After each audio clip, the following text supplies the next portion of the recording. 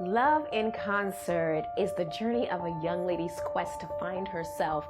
Now, the character Kiki finds herself in love with two different men in the show. And the first man is a pastor who tells her, I will never consider marrying a woman who sang anything but church music. So of course, during that time in Kiki's life, she decides to put all of her energy into singing gospel music. So in the show, we'll see her going to church, singing the gospel music. Then after that situation moves on, she finds Francesco Taravelli in Italy. Now, of course, Kiki's heart has always been to sing Italian music and opera. So for that part of the show, we're going to see a lot of Italian music, classical. Throughout the course of the show, we have various different genres that's going to translate and correspond to Kiki's life at that time, Kiki's inability, if you would, to find her own voice. And so we see her seeing and finding herself through the eyes of two different men who represent society in life, who may tell you, no, you need to do this, you need to do that. Even though you know that your gift inside of you is your gift, you question yourself. And so Love in Concert is Kiki's story of finding who she is, and we see her progression throughout the different music and genres through Love in Concert.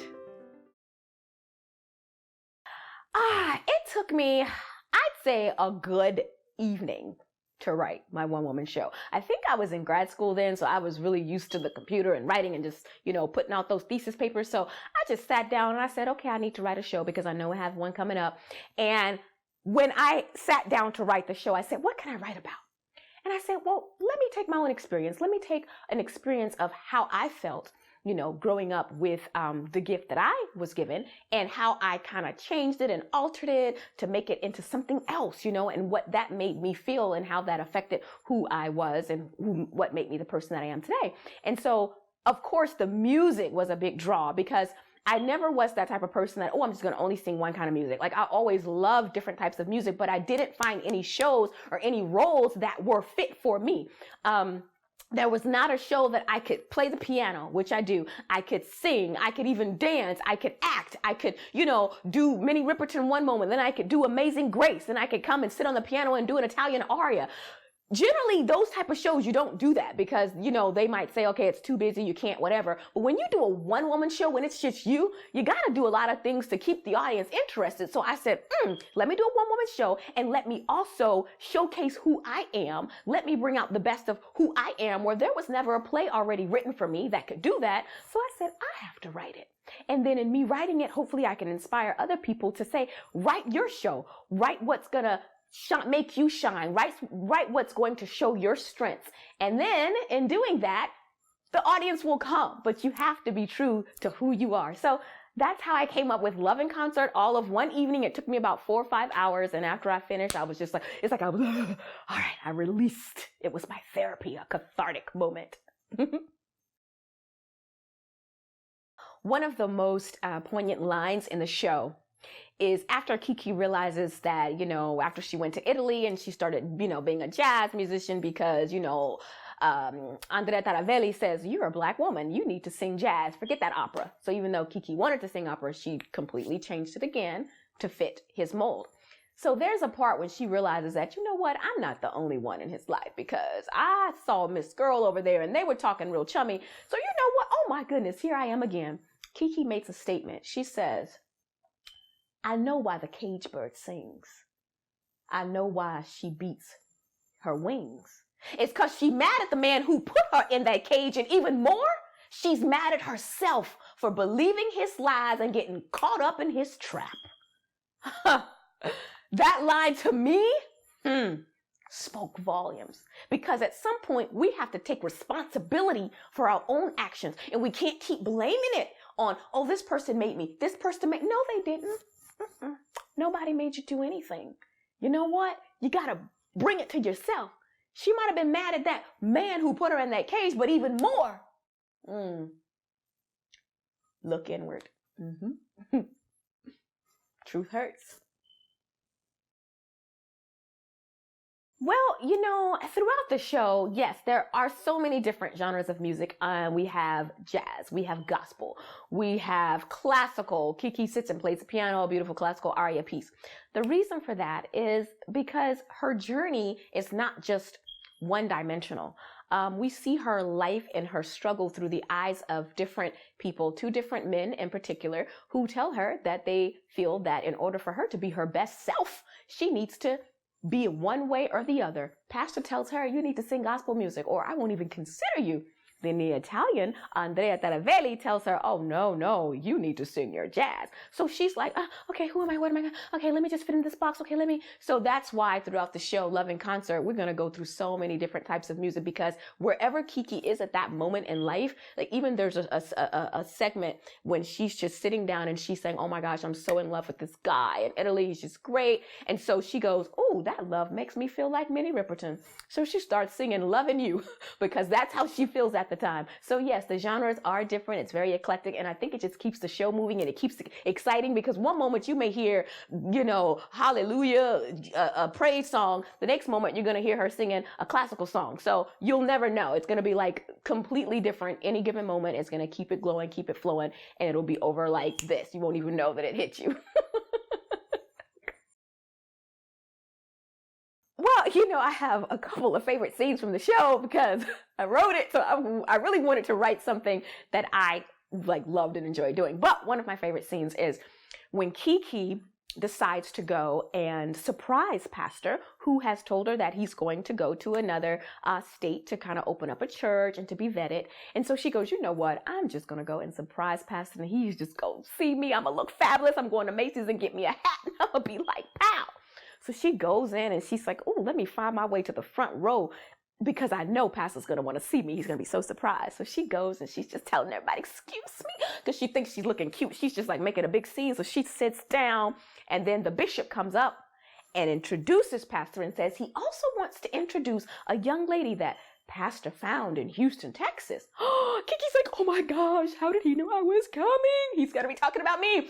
So Bishop gets ready to introduce. Before Bishop could even say anything, Kiki starts to stand up like, I know it's me, praise Jesus. And Bishop says, Kiana, whoever. And Kiki's like, oh my God, what?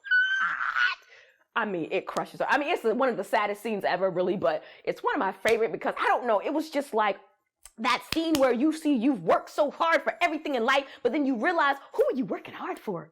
It wasn't what you were put on this earth for. You were working hard for somebody else, for someone else's dream, for someone else's love. And then what happens? They could just ball it up like a piece of paper and just throw it away. So that was that moment. That's that aha moment where, you know what? You just got a mic in your hand, just drop it. Like, all right, I'm done. That's one of my favorite scenes.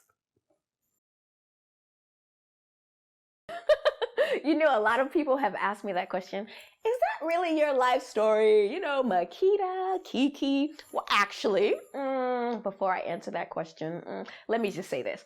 I think Kiki's story is a story of a universal story. Kiki's story could be anybody's story. It could be any young man, any young woman, whoever. It's all of our story. But to answer that question, there are bits and pieces of it that when I was writing, as I was growing up down south in Georgia as an African-American little girl, I realized that I had a voice that sounded a little bit more operatic, a little bit more classical. And I remember I was 6 years old and I come running downstairs and I told my mom, listen, I sing opera. And she's like, really? Let me hear. And I was like, ah! And she was like, wow, you do? Okay, wonderful. But then growing up, as I would try to express myself in that genre, I would get a lot of different people, especially in school, and they would say, how come you don't sing R&B? You need to sing this. You need to sing that. You're a black girl. You need to sing black music. And I said, what is black music? I never could understand. I didn't think music had a color. To me, it was just an expression. So, of course, growing up in that situation for me, it took a while for me to truly find my voice because I did try to step into that box the same way Kiki did. And of course, in the story, we just have the structures of the two men that represent society, telling her what she should be or what she shouldn't be. So yeah, the story is kind of a story that I went through. Yes. So we may not be talking about the pastor or Francisco Taravelli but it was a story that I had to go through in order to find my voice and to find myself and to define and own this gift that God gave me, no matter how, interesting I thought it was at the time. It was who I am. So, had to own it. So I'll answer this question very easily. Who is the target audience? Remember that Christmas carol, Chestnuts Roasting on an Open Fire? And there's a part in there. It says, kids from 1 to 92. I'll tell you what, that's my target audience. But you know what? I'm going to expand it. Kids from 1 to 100. If you're in between there, you got to come see Love in Concert, because it's a universal story of love, of self-acceptance, of self-worth, and self-love. So everybody come and see Love in Concert. I grew up listening to so many different types of genre of music. I remember my brothers used to, we would be riding to school and we would each have a day where we could control the radio. And so whenever it was their day, of course, they wanted to have the, hip hop, the rap, the this and the that. My day, they would be like, oh my God, does she really have to have a day? Because why? I was turning on the classical music. I was like, ooh, Mozart, ooh, Bach, ooh, Beethoven. Y'all hear those patterns of music? I'm like 8, 9. My brother was like, oh my gosh, this is going to be a long ride to school. But yeah, I just had all this classical influences. I loved it. And it just made me who I am today. So classical music, big thumbs up in my book. Love it. Another one of my amazingly favorite women that I just grew up loving and watching, Kathleen Battle. And I'll tell you why. Not only because she's an opera singer, but if y'all seen Kathleen is this petite, dainty woman. Beautiful. She's probably all of 5'3", was very slim, but then when she opened her mouth, this voice just resonated. And so just growing up with the voice that I had, people would tell me, they would say, you know what, when you open your mouth, you don't look like your voice. You look like you should be a very wide, maybe European woman singing your type of music. So it just didn't fit. So when I saw Kathleen, this beautiful African-American woman who was petite, who was just cute, I was like, oh my goodness. I so gravitated towards her. So Kathleen Battle has definitely been an influence to me. And I would love to do something with Kathleen eventually one day, because she is a living legend. And I love me some Kathleen. Oh, growing up, I think, oh my goodness, I had so many awesome inspirations of music, people, but I'll say the main one, Jessie Norman. Jessie Norman is this wonderful opera diva who comes from Augusta, Georgia, which is my hometown. One day I was at Payne College, and I was able to see and hear Jessie Norman in concert. She was this amazing, beautiful Black woman who would sing these amazing arias in this operatic voice. And I remember feeling like, oh my goodness, I can finally relate, like someone who kind of has a voice like mine, and we're African American, and oh my goodness, I'm so proud of her. So I remember being 9 years old, sitting at Payne College, listening to Jessie Norman sing these beautiful arias. And I said, oh, yes, this is who I am. And let me embrace this, because I can be who I am and sound like who I sound like. It's okay. So yes, Jessie Norman was one of my biggest influences growing up. And still to this day, I love listening to her.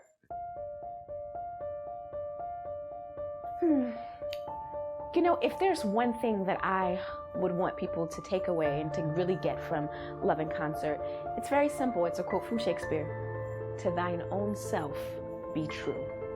And I believe that if we truly follow that pattern in life, we will just find so much more peace and so much joy, so much happiness. Because in this show, Kiki just she spends a big bulk of her young life just trying to fit and make other people happy, trying to sing the music that she thinks they want her to sing, trying to be the person that she thinks they want her to be. Oh, pastor wants her to be a church wife and a first lady, so she does the hats and she sings the music, and it may not have been completely who she was, but she was going to try so hard to fit into this box.